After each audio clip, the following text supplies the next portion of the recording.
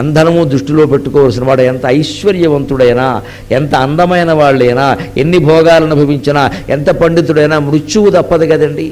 అప్పుడు ఆ బాధ ఎలా ఉంటుందంటేట, బద్ధ్వాగళే యమభట బహుతర్జయంతక, బద్ధ్వాగళే యమభట బహుతర్జయంతక, బద్ధ్వాగళే యమభట బహుతర్జయంతక, కర్షంతి యత్ర భవపాశశతైర్యుతం మాం, కర్షంతి యత్ర భవపాశశతైర్యుతం మాం, ఏకాకినం పరవశం చకితం దయాళో లక్ష్మీం నృసింహ మమ దేహి కరావలంబం.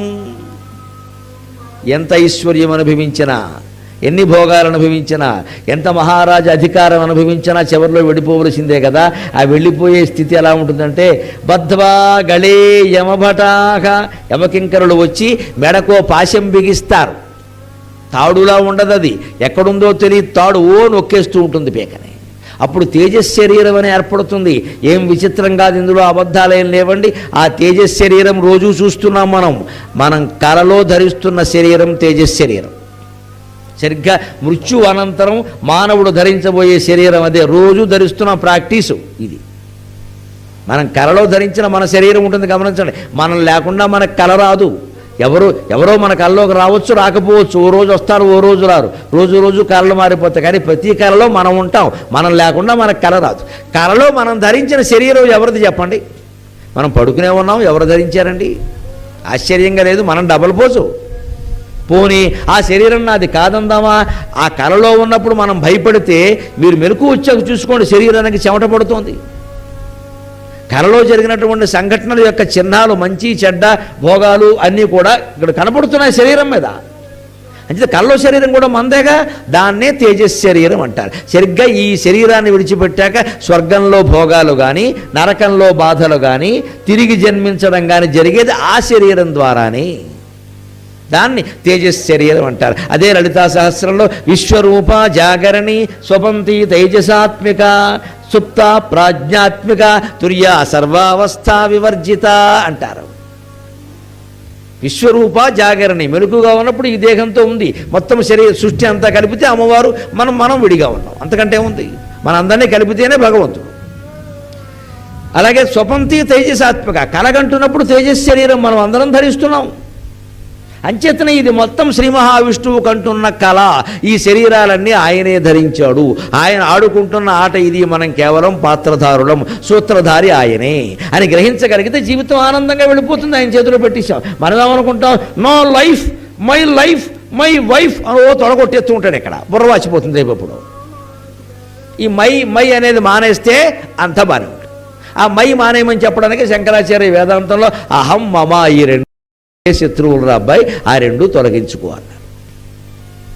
అదే కారణం. అందుకని ఆ స్వప్నంలో మనం ధరించిన చూడండి శరీరం, కళ్ళలో ఆ శరీరంతో తీసుకెడతారండి. మనకి ఎంత స్పష్టంగా తెలిసిపోతుంది. స్వప్నంలో ఎవరన్నా మన గోమ్మే కొడితే మనకి భయం అయిందా లేదా, బాధ అయిందా లేదా? స్వప్నంలో ఎవరన్నా గిలితే నరికినట్టుగా అనిపిస్తే మనకి వెంటనే భయపడ్డామా లేదా? ఖచ్చితంగా యమబాధలు ఉంటాయి, స్వర్గభోగాలు ఉంటాయి, అందులో అనుమానమేలా. ఆ శరీరంతో అనుభవిస్తాం. అలా తీసుకెళ్ళేటప్పుడు ఏం జరుగుతుందంటే, మెడకో పాశాన్ని బిగించి వాళ్ళు లాక్కెళ్ళిపోతూ బహు తర్జయంతగా, ఈ దారి బాగాలేదండి, ముళ్ళదారంటే ముళ్ళదారా అక్రమంగా నొక్కేసి దేవుడు హుండీలో వేసినప్పుడు ఏమైంది అని ఇంకో దెబ్బ కొట్టి లాక్కెళ్ళిపోతాడు. మన పాపాలన్నీ మనకు గుర్తు చేస్తారు. అదే బహుతర్జయంతగా. దాహం అవుతుందండి, మంచినీళ్ళు ఇవ్వండి అన్నాం అనుకోండి, యమభటులతో వాళ్ళు ఏమంటే, ఇంటికి వచ్చిన వాడికి ఎవరికైనా మంచినీళ్ళు ఇచ్చావా, డబ్బంతా దాచుకు చచ్చావా? అలాగా మీ ఆవిడ కనీసం దాన ధర్మాలు చేద్దామండి, గుళ్ళో కడదామంటే, ఎందుకు దేవుడికి ఇవ్వాలి, ఏమిటి దేవుడికే బోల్డ్ ఉంది అని వేదాంతం చెప్పేవి. ఇక్కడ నీకు మంచినీళ్ళు లేవు అని ఇవ్వరండి. ఎంత దాహమైనా మంచినీళ్ళు ఇవ్వరు. అదే బహుతర్జయంతగా. అంతేకాదు, కర్షంతి యత్ర భవపాశశతైర్యుతం మాం. ఈ జీవితానికి సంబంధించినటువంటి రకరకాల పుణ్య పాప కర్మల జ్ఞాపకాలే తర్వాత లోకాల్లో మనం అనుభవించాలి. అందుకే ఒక్కటి గుర్తుపెట్టుకోండి, సారాంశప్రాయంగా చెబుతున్నా. పాపం కానీ పుణ్యం కానీ అనుభవించడం ఎలా జరుగుతుంది, దానికి ప్రమాణం ఏమిటి, ఎక్కడ రాసిపెట్టి ఉంటుంది? అది ఈ లిస్ట్ ఎవరి దగ్గర ఉంది? ఇన్ని కోట్ల జీవులు ఏ పాపాలు చేశారో ఏ పుణ్యాలు చేశారో ఎవరి దగ్గర ఉందా పట్టిక? మనం ఏమంటాం? ఎవరి దగ్గర ఉందండి? చిత్రగుప్తుడు. పురాణాల్లో ఉన్నది అదే కదా. యమధర్మరాజు శిక్ష వేస్తాడు, ఆయనకి చెప్పేది ఎవరు? చిత్రగుప్తుడు, అంతే కదా. ఎవరా చిత్రగుప్తుడు? సినిమాలో బ్రహ్మానందమా? ఓ పుస్తకం రాసుకోవడం, పుస్తకం జారిపోవడం, కిందకి రావడం, యమలీల, అదంతా సినిమా. మీరు ఆ మాట గమనించండి. పురాణాల్లో ఎప్పుడు ఈ వేదాంతంలో పురాణాల్లో ఆ మాటలు ప్రధానం. చిత్రగుప్తుడు, ఆ మాట మనం పొరపాటు మాట్లాడుతున్నాం. నిజానికి అది అలా ఉండదు. చిత్తగుప్తుడు, రావత్తు కాదు తావత్తు. ఉదాహరణకి ఇవాళ ఏమిటి నక్షత్రం? ఇవాళ ఏమిటి నక్షత్రం అండి? చిత్రా నక్షత్రం, అంతే కదా. పూర్ణిమ వస్తుందిగా, పూర్ణిమ వస్తుంది, చిత్రా నక్షత్రం. అది చిత్రా నక్షత్రం. రేపు స్వాతి వస్తుంది. చిత్రా నక్షత్రం ఉండబట్టే కదా చైత్రమాసం అన్నాం. కానీ లోకం వాడుకు చూడండి, చిత్రా నక్షత్రం ఉండదు, చిత్తా నక్షత్రం అంటారు తావత్తు పెట్టి. ఉత్తర హస్త చిత్త అంటారు జ్యోతిష్ శాస్త్రం చెప్పేవాడు కూడా. చిత్ర అనరు, శాస్త్రవేత్తలు అంటే అనొచ్చు, మామూలు లోకంలో చిత్త అంటారు. చిత్రా నక్షత్రాన్ని పొరపాటున చిత్త అన్నట్టే చిత్తగుప్తుడు అనే మాటను పొరపాటున చిత్రగుప్తుడు అంటున్నాం మనం. అది చిత్తగుప్తుడు. మన చిత్తంలోనే గుప్తంగా ఉండే జ్ఞాపకాలే పాపపుణ్యాలు. అవి ఎక్కడ గోడల మీద రాసి లేవు, పుస్తకాల్లో అసలే లేవు. చిత్తగుప్తుడు. అందుకే చిత్రగుప్తుడు ఏం చేస్తాడు? యమధర్మరాజుకి చెబుతాట, వీడు ఈ పాపం చేశాడు, పుణ్యం చేశాడు. వాడికి ఎలా తెలిసింది? వాడు కూర్చొని రాశాడా? చూసిరాత ఇంపోజిషనా? వాడికి 2 భటులు ఉన్నారట, పురాణాల్లో చెప్పారు. 2 భటులు, వాళ్ళు అందిస్తారట. ఎవరో తెలుసా? ఉచ్ఛ్వాసుడు, నిశ్వాసుడు. అర్థమైంది కదండి. మన ఉచ్ఛ్వాస మన నిశ్వాసే, మన ప్రాణవాయువులే, వాటితోనే మనస్సు ఏర్పడింది. మన మనస్సే చిత్రగుప్తుడు. మన ప్రాణవాయువులు ఉచ్ఛ్వాస నిశ్వాసలే భటులు. అంచేత మన మనస్సులోనే మనం చేసిన పనులన్నీ జ్ఞాపకాల రూపంలో ఉంటాయి. మీరేం చేశారో నాకు తెలియకపోవచ్చు, నేనేం చేశానో మీకు తెలియకపోవచ్చు, నేనేం చేశానో నా భార్యా పిల్లలకు కూడా తెలియకపోవచ్చు. కానీ నేనేం చేశానో నాకు తెలియకుండా ఎలా ఉంటుందండి? నేను ఒంటరిగా కూర్చున్నప్పుడు గుర్తు రావట్లా? ఎప్పుడైనా అనుకోని కర్మ వచ్చి పడింది అనుకోండి, ఏమనుకుంటాం? నేనైనా మీరైనా ఏమనుకుంటాం? చేశాం ఒకప్పుడు, పాపం ఎవరికి చెప్పలేదు కానీ అందుకే వచ్చింది అనుకోవా? ఎవరికి తెలియదు, నీకు తెలుసు కదా. అంచేత మన చిత్తంలోనే గుప్తంగా ఉంటాయి, ఎక్కడా ఉండవు అవి. ఆ చిత్తంలో ఉన్న గుప్తంగా ఉన్న జ్ఞాపకాలన్నీ ఉచ్ఛ్వాస నిశ్వాస అందిస్తాయి. అంటే ప్రాణవాయువుల కారణంగానే మనస్సులోకి చేరుతున్నాయి. ప్రాణం అపానం, ప్రాణం అపానం. గాలి పీలుస్తున్నా వదులుతున్నా, పీలిస్తే ప్రాణం, వదిలితే అపానం. గాలి పీల్చకుండా ఎవరన్నా ఉండగలరా? స్వప్నంలో కూడా ఉండగలరా? సుషుప్తిలో కూడా ఉండగలరా? ఒక్క క్షణం కూడా ఉండలేమండి. గాలి పీల్చడం ఆగిపోతే ప్రాణం పోయినట్టే. అంచేత జీవితంలో ఎవ్వరికి తెలియకుండా మనం ఏదైనా పని చేయగలమేమో, కానీ ప్రాణవాయువులకు తెలియకుండా, మనకి తెలియకుండా మనం ఏ పని చేయలేం. అందుకని మన పాపపుణ్యాలన్నీ మన చిత్తంలోనే గుప్తంగా ఉంటాయి. అవే మన మనస్సు ద్వారా మనం అనుభవిస్తాం. ఎలా అనుభవిస్తాం? కలలో కొన్ని అనుభవిస్తున్నాం. గత జ్ఞాపకాలు కొన్ని కలలోకి వస్తాయి. అణిచివేసుకున్న కోరికలన్నీ కలలోకి వస్తాయి. రకరకాలుగా వస్తాయండి. మన భయాలన్నీ కలల రూపం ధరిస్తాయి. అలాగే మనం ఈ శరీరాన్ని వదిలేశాక ఇంకొంచెం పెద్ద కళ కంటాం, అవన్నీ అనుభవిస్తాం ఖచ్చితంగా. అప్పుడు వాళ్ళు బెదిరిస్తారు. కర్షంతి ఇవే భవపాశ శతైర్యుతానాం. ఇవి కొన్ని 100 పాశాలండి. ఎక్కడుంటాయో తెలుసా? యోగ భాష్యంలో చెబుతారు లెక్క. ఈ మనస్సులో ఉండే జ్ఞాపకాలు ఇక్కడ ఉంటూ నాడుల రూపంలో ఇక్కడ చేరతాయండి. నాభి దగ్గర 101 నాడులు ఉంటాయండి. ఇక్కడ 101 నాడుల్లో 100 ఇక్కడే ఉంటాయి. 100 నాడుల్లో ప్రతిదానికి మళ్ళీ 72,000 కనెక్షన్లు ఉంటాయి. 72,000 × 100 అన్ని నాడులు మన శరీరంలో ఉన్నాయి. ఈ మొత్తం రకరకాల జ్ఞాపకాలన్నీ నాభి చుట్టుకుని ఉంటాయి. ఈ మొత్తం జ్ఞాపకాలు పోయి జన్మరాహిత్యం కావాలి అంటే 101వ నాడిని ఆశ్రయించాలి. దాన్నే ఉపనిషత్తుల్లో సేంద్రనాడి అంటారు, ఇంద్రనాడి అంటారు. అది ఎక్కడ ఉంటుంది తెలుసా? మన కొండ నాలుక. నాలుక పైన కొండ నాలుక ఉంటుంది చూడండి, అది కొండ నాలుక. ఆ కొండ నాలుకను తాకేలా ఈ నాలుకను ఆ నాలుకతో తాకుతూ ప్రాణాయామం చేసి జపం చేసినట్టయితే, నిశ్చలత సాధించినట్టయితే ఇంద్రనాడి నుంచి అమృతం కురుస్తుంది. స్వర్గంలో అమృతం ఉంటుంది. ఇంద్రుడు అక్కడ ఉంటాడు. ఇంద్రనాడి అంటే అర్థం అది. అలా చేయగలిగితే ఇవి పోతాయి. భవపాశ శతైర్యుతానాం. అందుకని జపం వల్ల పాపాలు పోతాయని ఎందుకంటారంటే ఇందుకు పోతాయి. కాకపోతే ఎవరో చేస్తే పోతాయో పోయో నాకు తెలియదు, మనం చేస్తే పోతాయి. మనకి ఎవరినో కూర్చోబెట్టి చేయిస్తే పోతాయో పోవో నేను చెప్పాల. ఎందుకంటే వారు సరిగ్గా చేయాలి, దాని ఫలవంతా మనకి ధారపోయాలి, అన్నీ జరగాలి. వారు సరిగ్గా చేస్తారో లేదో, ఇవాళ ఎవరైనా జపం చేయమని పిలిచినా శుభ్రంగా 10,000 పుచ్చుకుంటారు, సెల్ ఫోన్ మాట్లాడుకుంటున్నారు. అవి జరుగుతాయో జరగవో మనం చెప్పాలి. మనమే చేస్తే మనకు మనం అన్యాయం చేసుకోం కదా, అందుకని మనమే చేయాలి పూర్తిగా. భవపాశ శతైర్యుతానాం కర్షంతి యత్ర భవపాశ శతైర్యుతానాం ఏకాకినం, ఒంటరిగానే వెళ్ళాలి అక్కడ. పరవశం, ఎవడో లాగేస్తున్నాడు, మన చేతిలో ఏం లేదు అక్కడ. చకితం, చరించిపోతున్నాడు తండ్రి, తట్టుకోలేకపోతున్నాడు. లక్ష్మీ నృసింహ మమదేహి కరావలంబం. చిట్ట చివరిగా ఒక్క మాట చెప్పుకొని సెలవు తీసుకుందాం. ఎందుకు ఆయన మనని రక్షించగలుగుతాడు? భగవంతుడు కాబట్టి, సర్వసమర్థుడు కాబట్టి. అది చెప్పడం చాలా తేలికే. కానీ భౌతికంగా కూడా మనకు గుర్తింపు ఉండాలిగా, ఆయన మనల్ని రక్షించగలడు. అందుకే మన దేవతా విగ్రహాలు చూడండి, కనీసం 4 చేతులు ఉంటాయి. కనీసం 4 చేతులు లేకుండా మన దేవతలు ఉండరు. వినాయకుడు సహా అందరికీ 4 చేతులు ఉంటాయి. విష్ణుమూర్తి ముఖ్యంగా శంఖచక్ర గదా పద్మాలు ధరించి ఉంటారు. మన లక్ష్మీ నృసింహస్వామిని గమనించండి, అది కూడా చెబుతున్నారు. ఏకేన చక్రం కరేణ అపరేణ శంఖం. ఒక చేత్తో చక్రం ధరించావయ్యా, ఇంకో చేత్తో శంఖం ధరించావయ్యా. వామేతరేణ పద్మచిహ్నం, వామేతరేణ వరదాభయ పద్మచిహ్నం. అన్యేన సింధుతనయాం అవలంబ్య తిష్టం లక్ష్మీ నృసింహ మమ దేహి కరావలంబం. ఏకేన చక్రమపరేణ కరేణ శంఖం, ఏకేన చక్రమపరేణ కరేణ శంఖం. అన్యేన సింధుతనయాం అవలంబ్య తిష్టం వామేతరేణ వరదాభయ పద్మచిహ్నం లక్ష్మీ నృసింహ మమ దేహి కరావలంబం. మన దేవుళ్ళు ఆయుధాలు కూడా ఎందుకు ధరిస్తారంటే వారికి భయం వేసి కాదండి. దేవుణ్ణి ఎవడన్నా చేయగలడు? ఎవడన్నా, ఏ రాక్షసుడైనా. అందులో నరసింహస్వామితో పెట్టుకుంటూ ఉంటాడా? కానీ మనకి భయం ఉందా లేదా? మనం దేనికి భయపడతాం? ఆయుధాలకే భయపడతాం. అందుకే మన దేవుళ్ళు ఆయుధాలు ధరిస్తారు. ఒక బిడ్డ భయపడుతూ ఉంటే తల్లి ఏం చేస్తుంది? పాము బొమ్మ చూశాడండి బిడ్డ, పాము బొమ్మ, పాము కాదు, రబ్బర్ పాము, భయపడుతూ ఉంటాడు. వెంటనే తల్లి ఏం చేస్తుంది? ఇది నిజం పాము కాదమ్మా, రబ్బర్ పాము అంటే, కాదమ్మా నిజం పామే అంటాడు వాడు. అప్పుడు ఆ తల్లి ఏం చేస్తుంది?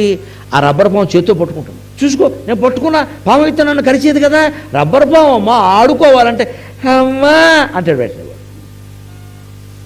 బిడ్డ భయం పోగొట్టడానికి రబ్బర్ పావును తల్లి చేత్తో పట్టుకుందా లేదా?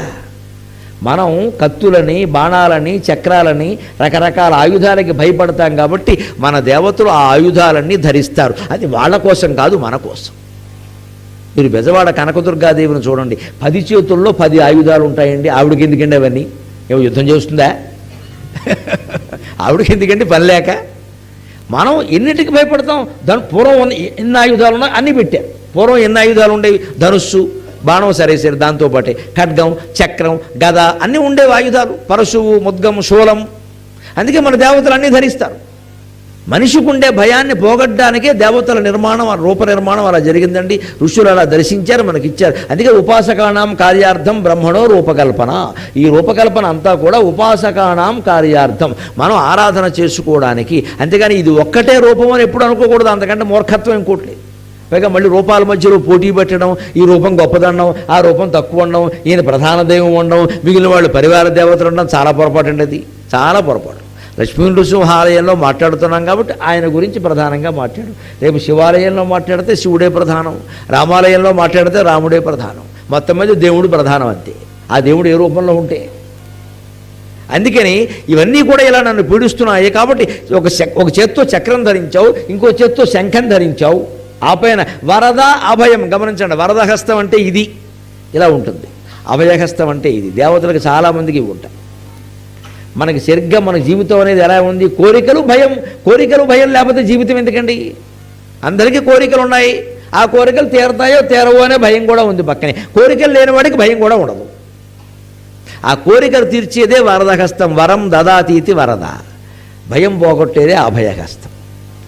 అందుకే మన దేవతలకు ఈ 2 చేతులు ఖచ్చితంగా ఉంటాయి. ఇదేం డ్యాన్స్ ప్రోగ్రాం కాదు, ఇలా భరతనాట్యం చేయడం. నీ కోరికలు నేను తీరుస్తా, నీకు నేను భయం లేకుండా చేస్తా, నన్ను నమ్ముకో. అన్యేన సింధు తనయాం అవలంబ్యతిష్టన్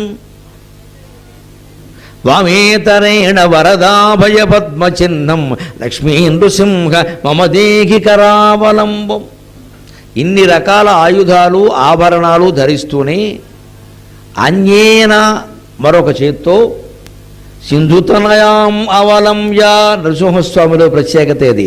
సింధుతనయాం సముద్రానికి జన్మించినటువంటి సాగర కన్య లక్ష్మీదేవిని ఒళ్ళో కూర్చోబెట్టుకుని ఉంటాడు రామచంద్రమూర్తి జానకీదేవిలాగా, జానకీదేవినిలాగా. అంటే నీకు ఇవన్నీ భయాలు పోగొట్టమే కాదు, సంపదలు ఇవ్వడానికి కూడా నేను సిద్ధంగా ఉన్నా. ఇదిగో సంపదలు ఇచ్చే తల్లి లక్ష్మీదేవి నా ఒళ్ళో ఉంది, నేను చెప్పిన వాళ్ళందరికీ ఆవిడ ఇస్తుంది. అందుకే ఆవిడ కూడా నా ఊళ్ళోనే ఉందయా, నీకు సంపదలు కావాలా తీసుకో, కోరికలు తీరాలా చూసుకో, భయపడుతున్నావా భయపడకు, ఇదిగో చక్రం ఉంది ఎవడో చెప్పు వేసేస్తా. పరిపూర్ణమైనటువంటి నమ్మకం ఉండాలండి. అందుకే ఒక్క భగవత్ స్మరణ కనుక మనం చేయగలిగితే మళ్ళీ భయం తొలగించమని, కోరికలు తీర్చమని, ఐశ్వర్యం ఇమ్మని, పాండిత్యం ఇమ్మని, జ్ఞానం ఇమ్మని ఏం కోరక్కర్లేదండి. వాహనాలు కావాలి, వస్తువులు కావాలి, అన్నీ వస్తాయి. భాగవతంలో పోతన గారి ఉదాహరణ చెప్పుకొని మనం సెలవు తీసుకుందాం. తన వెంటన్ సిరి లచ్చి వెంటన్ అవరోధ వ్రాతమున్ దాని వెంకను భక్షీంద్రుడు దాని వెంకను ధను కౌమోదకీ శంఖ చక్రని కాయంబును నారదుండు ధ్వజనీకంతుండునై వచ్చి రొయ్యన వైకుంఠపురంబునన్ గలుగువారు ఆబాల గోపాలమున్. గజేంద్రుడు కేవలం ఆపదలో ఉండి నన్ను కాపాడవయ్యా అని విష్ణుమూర్తిని పిలిస్తే పెద్ద మొత్తం సంస్థతో సహా వచ్చేసాడు ఆయన. ఒక్కడూ రాలేదు, ఆయన వచ్చాట. ఆయన తన వెంటను సిరి లక్ష్మీదేవి వచ్చిందిట. అంటే అర్థం ఏమిటి? భగవంతుడు నువ్వు ప్రార్థిస్తే ఐశ్వర్యం ఇమ్మని అడగక్కల్లా, వస్తుంది వెనకాల. లచ్చి వెంటను అవరోధ వ్రాతమును, లక్ష్మీదేవి వెనకాల అంతఃపుర స్త్రీలందరూ వచ్చారు, దాసదాసీలందరూ కూడా. అంచేతను భగవంతుడు నువ్వు ప్రార్థిస్తే ఐశ్వర్యం వస్తుంది. దాని వెనకాల పని మనుషులు, దాసీలు, బంధుమిత్రులు అందరూ వస్తారు. రమ్మని అడగక్కర్లేదు, వస్తారు. ఐశ్వర్యం ఉన్న చోటకి ఎందుకు రారండి? తెప్పలుగా చెరువు నిండిన కప్పలు 10,000 చేరు కదరా సుమతారండి. చెరువు బాగా నిండి ఉంటే కప్పలు చేరతాయి. ఐశ్వర్యం ఎవరి దగ్గర ఉంటే వాళ్ళందరికీ చుట్టరకం కలుపుకొని వచ్చేస్తారు. ఆ ఐశ్వర్యం పోగానే ఏమో మాకేం తెలుసు అంటారు. అంచేత లక్ష్మీదేవి ముందు వస్తే వెనకాల దాసీలు చెరికెత్తలు రావడం విచిత్రమేలా వస్తారు వాళ్ళందరూ. దాని వెనకాల పక్షీంద్రుడు, భగవంతుడు స్మరిస్తే పక్షీంద్రుడు వచ్చాడంటే వాహనం, ఇన్నోవా కారు కావాలి అడగక్కల్లా అది వస్తుంది. మళ్ళీ వాహనం పేరు, నెంబరు ప్లేటు నువ్వు చెప్పక్కల అన్నీ తెస్తాడు ఆయన. ధన కనక వస్తు వాహనాలు అన్నీ వస్తాయి. దాని వెనకను ధను కౌమోదకి శంఖ చక్రనే కాయంబు. నేను భయపడుతున్నాను తండ్రి, నన్ను కాపాడు అనక్కల. ధనుస్సు, కౌమోదక అంటే గద, శంఖం, చక్రం, ఆయుధాలన్నీ వస్తాయి. నిన్ను కాపాడడానికి అన్నీ వస్తాయి. కాపాడమని ఒకసారి, ఐశ్వర్యం ఇమ్మని ఒకసారి, కనిపించమని ఒకసారి, జ్ఞానం ఇమ్మని ఒకసారి. ఏం అడగద్దు, ఊరికే ప్రార్థన చేయి. ఏమొద్దు అసలు. ఆ కోరిక లేని ప్రార్థన అనేది చాలా గొప్పది. అంతేకాదు అలా కోరితే, అలా ప్రార్థిస్తే నారదుడు కూడా వచ్చాడు. నారదుడు గజేంద్ర మోక్షానికి ఏమి సంబంధం అండి? అక్కడికి ఎందుకు రావాలి ఆయన? విష్ణుమూర్తిని చూద్దామని వైకుంఠానికి వెళ్ళాడు, అడిగాడు. ఇక్కడ లేరండి, గజేంద్రుడిని కాపాడడానికి వెళ్ళారంటే ఆయన లేనప్పుడు నాకేం పని ఇక్కడ అని ఆయన అక్కడికి వచ్చాడు. అంటే ఒక సద్గురువు నీకు కావాలన్నా భగవంతుడిని ప్రార్థిస్తే నీ ఇంటికే ఆయన వస్తాడు. నారదుడిని మించిన సద్గురువు ఎవరన్నా ఉన్నారా? ఒక గురువు మనకి జ్ఞానోపదేశం చేయాలన్నా నారదుడు లాంటి వాడు మన ఇంటికి రావాలన్నా మనం నారదుడిని ప్రార్థించక్కల, నరసింహస్వామిని ప్రార్థిస్తే చాలా ఆయన చూసుకుంటాడు. వచ్చి రొయ్యన వైకుంఠపురంబునన్ గలుగువారు ఆబాల గోపాలమును. కేవలం నాకు మొసలొచ్చి నా కాలు పట్టుకుందయా, ప్రాణం పోయేలా ఉంది, కాస్త కాపాడవయ్యా చాలు అని గజేంద్రుడు ప్రార్థిస్తే లక్ష్మీదేవి రావడం ఏంటి, దాసదాసీలు రావడం ఏంటి, ఆయుధాలు రావడం ఏంటి, ధనకనక వస్తు వాహనాలు రావడం ఏంటి, అవన్నీ వస్తే వచ్చాయి. ఎంత ప్రార్థించినా దర్శనం ఇవ్వాలని నారదుడు రావడం ఏంటి అక్కడికి? అంటే ఒక్క భగవత్ ప్రార్థన అనేది మనం శంకరాచార్య చేసినంత చిత్తశుద్ధిగా మనం చేయగలిగితే అన్ని రకాల బ్రాహ్మణులు ఆశీర్వదిస్తూ ఉంటారే, ఆయురారోగ్య భోగ భాగ్య అష్టైశ్వర్య ప్రాప్తిరస్తూనే అన్నీ కరగడం ఖాయం. అన్ని రకాల భయాలు పోవాలని, అన్ని రకాల కోరికలు తీరాలని స్తంభ నారసింహస్వామిని ప్రార్థన చేస్తూ స్వస్తి ప్రజాభ్య పరిపాలయంతాం న్యాయ్యేణ మార్గేణ మహీం మహీశాఖ గోబ్రాహ్మణేభ్య శుభమస్తు నిత్యం లోకాః సమస్తాః సుఖినో భవంతు.